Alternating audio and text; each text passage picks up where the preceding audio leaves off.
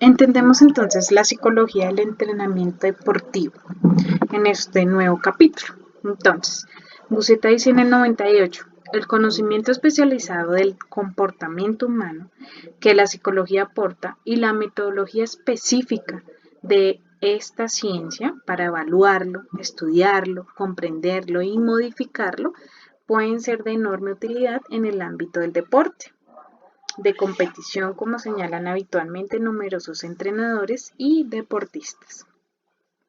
Entonces, digamos que vamos a resumir un poco, entendiendo la psicología del deporte en un ámbito de entrenamiento deportivo. Entonces, el funcionamiento psicológico de los deportistas pueden influir en el funcionamiento físico, técnico, táctico estratégico y por tanto en su rendimiento deportivo. Para que ustedes conozcan un poco, digamos que esa mirada global de los deportivos, ¿sí? Hay unos factores influyentes, ¿sí? Unos físicos, que pues digamos más atrás vimos, unos tácticos, ¿sí? Estratégicos, unos técnicos y también por ende, digamos que unos psicológicos. Entonces, conocemos que la transversalidad de la psicología del deporte está inmersa un poco en el entrenamiento deportivo, ¿sí? En ese ámbito, en una competición deportiva, ¿sí? Y en un funcionamiento en general, ¿cierto? Entendido este como básico, ¿sí? Este, pues digamos que un poco más específico y lo mismo el entrenamiento, ¿sí? Entonces, la psicología del deporte entonces estaría ligada, ¿sí? O entraría, digamos que a ejercer los tres ámbitos. Entonces, vamos a reconocer un poco esas áreas de intervención de la psicología en el entrenamiento. Entonces, vamos a fijarnos solo en el entrenamiento. Entonces, la planificación del entrenamiento está dada por, digamos que un área específica, ¿no? Entonces, digamos que es de suma importancia la metodología que se utilice, ¿cierto? Para beneficiar, digamos que notablemente esas estrategias, ¿sí? Y esos, digamos, procesos de intervención psicológica. Entonces, para ello, digamos que es conveniente que los entrenadores perfeccionen su forma de planificar, ir incorporando los conocimientos psicológicos pues pertinentes, ¿sí? Para lo que se necesita. Entonces, nosotros ya vimos un poco de los analizadores, ¿sí?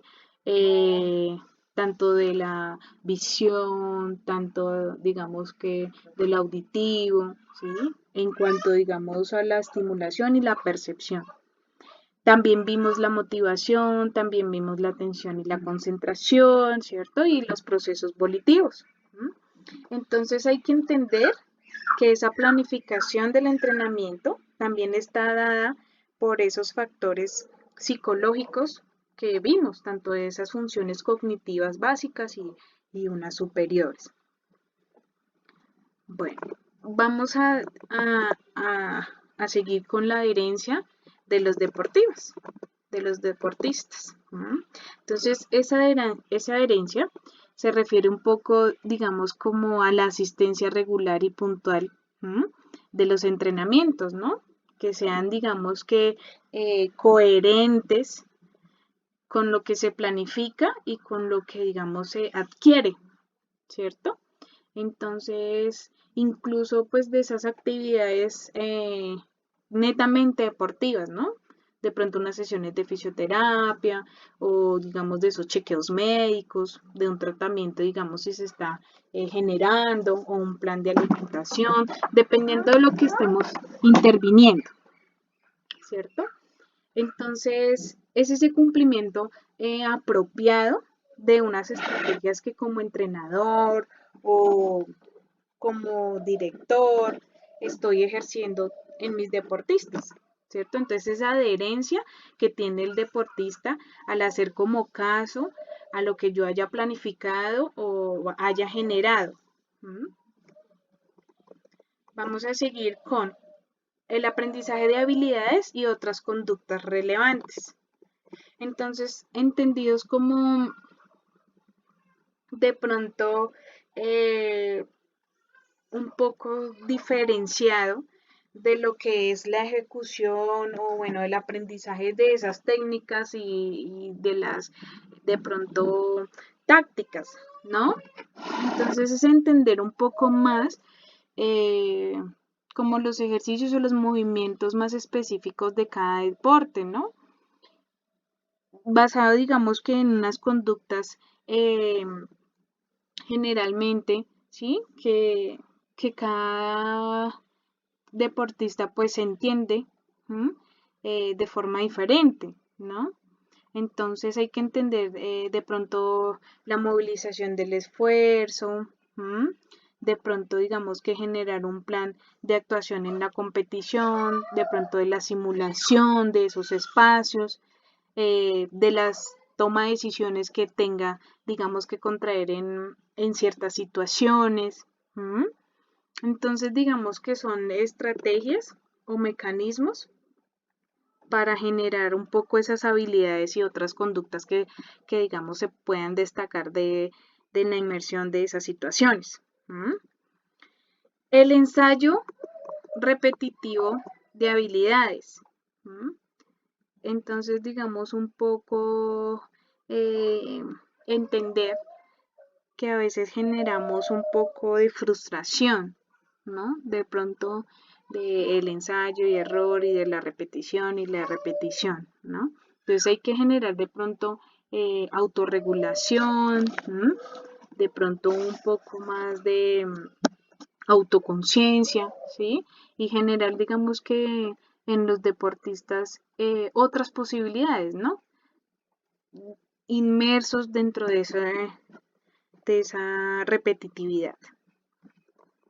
Vamos a continuar con la exposición y el ensayo en las condiciones de competición para el desarrollo de la capacidad competitiva. Bueno, entonces hay que generar ciertos espacios, que más que ustedes lo saben, de simulaciones de esas posibles competencias, ¿no? Pero que como entrenadores van a garantizar, digamos que un bienestar psicológico, ¿no?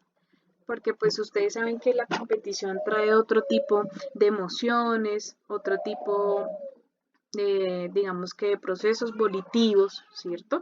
Que me pueden bloquear o de pronto, digamos, me pueden facilitar mis movimientos.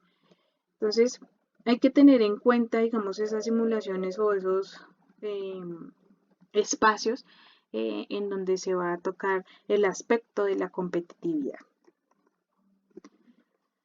Preparación específica de competiciones, de pronto ustedes van a empezar a generar unas tareas, unos objetivos, unas metas, más digamos que inmersas en la preparación mental de sus deportistas. Y por último, una evaluación del entrenamiento, ¿cierto? Entonces, digamos que en esa evaluación del entrenamiento debemos generar una retroalimentación de si estamos realmente haciendo los ejercicios óptimos o las tareas óptimas, ¿sí? Para lograr esos objetivos, ¿no? Entonces, pues, así como hay condiciones que son un poco motivantes, ¿cierto? En la realización de esas tareas, también hay unos ejercicios que son estresantes, de pronto por esa relación un poco fluctuante que puede generar la competición, ¿no? Entonces, pues digamos que este entrenamiento deportivo pues prepara no solo, digamos, a nuestros deportivos a nivel físico, sino también mental, ¿cierto? Es llegar a esa reflexión.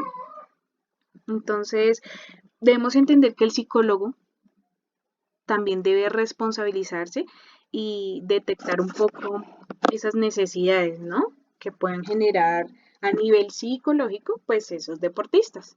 Entonces, la idea es que con el entrenador, ¿sí? Conjunto también con su psicólogo deportivo, empezar a generar unas estrategias, ¿cierto?